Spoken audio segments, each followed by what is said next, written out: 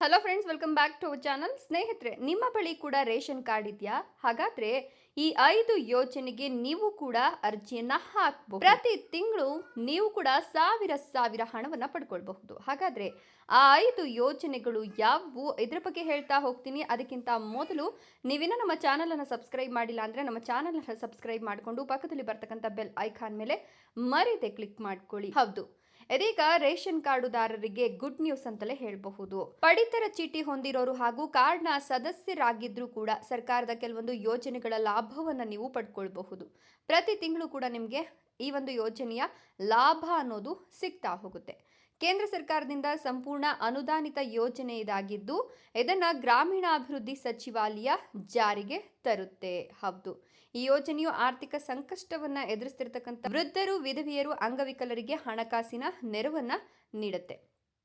ಗ್ರಾಮೀಣ ಮತ್ತು ನಗರ ಪ್ರದೇಶಗಳಲ್ಲಿ ಈ ಒಂದು ಯೋಜನೆ ಕಾರ್ಯನಿರ್ವಹಿಸುತ್ತೆ. ವೃದ್ಧಾಪ್ಯ ಪಿಂಚಣಿ, ವಿಧವಾ ಪಿಂಚಣಿ, ಅಂಗವೈಕಲ್ಯ ಪಿಂಚಣಿ, ಕುಟುಂಬ ಭತ್ಯೆ ಹಾಗೂ ಅನ್ನಪೂರ್ಣ ಯೋಜನೆಯ ಮೂಲಕ ಆಹಾರ ಭದ್ರತೆಯಂತಹ ಪ್ರಮುಖ ಅಂಶಗಳನ್ನು ಇದು ಒಳಗೊಂಡಿರುತ್ತೆ. ಇನ್ನು ಈ ಒಂದು ಯೋಜನೆಯ ಅಡಿಯಲ್ಲಿ NSAP ಅಡಿಯಲ್ಲಿ ಪ್ರಸ್ತುತ 5 ಉಪಯೋಜನೆಗಳಿದ್ದು ಇಂದಿರಾ ಗಾಂಧಿ ರಾಷ್ಟ್ರೀಯ ವೃದ್ಧಾಪ್ಯ ಪಿಂಚಣಿ ಯೋಜನೆ, ಇಂದಿರಾ ಗಾಂಧಿ ರಾಷ್ಟ್ರೀಯ ವಿಧವೆಯರ ಪಿಂಚಣಿ ಯೋಜನೆ, ಇಂದಿರಾ ಗಾಂಧಿ ರಾಷ್ಟ್ರೀಯ ಅಂಗವಿಕಲ ಪಿಂಚಣಿ ಯೋಜನೆ ಹಾಗೂ ರಾಷ್ಟ್ರೀಯ ಕುಟುಂಬ ಪ್ರಯೋಜನ ಯೋಜನೆ ಮತ್ತು ಅನ್ನಪೂರ್ಣ ಯೋಜನೆಗಳಾಗಿವೆ.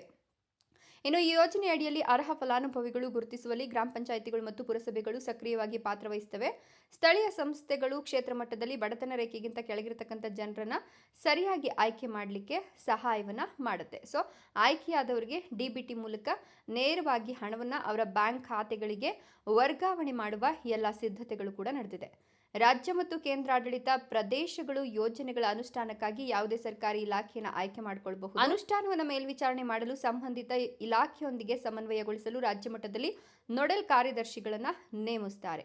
ಸೊ ಪ್ರತಿ ತ್ರೈಮಾಸಿಕದ 15ನೇ ತಾರೀಕಿನ ಒಳಗಡೆ ಪ್ರಗತಿ ಪರಿಶೀಲನಾ ಸಭೆಯನ್ನು ಕೂಡ ನಡೆಸ್ತಾರೆ. ಇನ್ನು ಇಂದಿರಾ ಗಾಂಧಿ ರಾಷ್ಟ್ರೀಯ ವೃದ್ಧಾಪ್ಯ ಪಿಂಚಣಿ ಯೋಜನೆಯಡಿಯಲ್ಲಿ 60 ವರ್ಷಕ್ಕಿಂತ ಮೇಲ್ಪಟ್ಟ BPL ಹಿರಿಯ ನಾಗರಿಕರಿಗೆ ಆರ್ಥಿಕ ನೆರವನ್ನು ನೀಡಲಾಗುತ್ತೆ. 60ರಿಂದ 79 ವಯಸ್ಸಿನವರು ಕೇಂದ್ರ ಸರ್ಕಾರದಿಂದ ತಿಂಗಳಿಗೆ 200ರಿಂದ ಹಾಗೆ 80 ವರ್ಷ ಮತ್ತೆ ಅದಕ್ಕಿಂತ ಹೆಚ್ಚಿನ ವಯಸ್ಸಾದವರಿಗೆ ತಿಂಗಳಿಗೆ 500 ರೂಪಾಯಿ ಸಿಗುತ್ತೆ.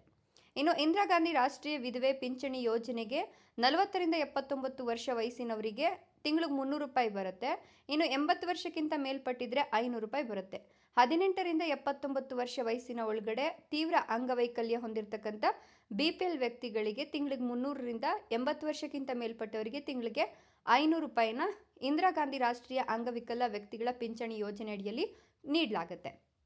ಇನ್ನು NFBS ಅನ್ನಪೂರ್ಣ ಯೋಜನೆ ಅಡಿಯಲ್ಲಿ 18ರಿಂದ 59 ವರ್ಷದೊಳಗಿನ BPL ಕುಟುಂಬದಲ್ಲಿ ಪ್ರಮುಖ ಆದಾಯ ಗಳಿಸುವವರ ದುರದೃಷ್ಟಕರ ಮರಣ ಹೊಂದಿದ ಸಂದರ್ಭದಲ್ಲಿ ಕುಟುಂಬದ ತಕ್ಷಣದ ಆರ್ಥಿಕ ಸಂಕಷ್ಟದಿಂದ ಮುಕ್ತರನ್ನಾಗಿ ಮಾಡಲಿಕ್ಕೆ 20,000 ರೂಪಾಯಿಗಳ ಏಕ ಮೊತ್ತದ ಆರ್ಥಿಕ ಸಹಾಯವನ್ನು ಕೂಡ ನೀಡಲಾಗುತ್ತೆ. ಆನ್ಲೈನ್ ಮೂಲಕ ನೀವು ಈ ಒಂದು ಯೋಜನೆಗೆ ಅರ್ಜಿಯನ್ನು ಸಲ್ಲಿಸಬಹುದು.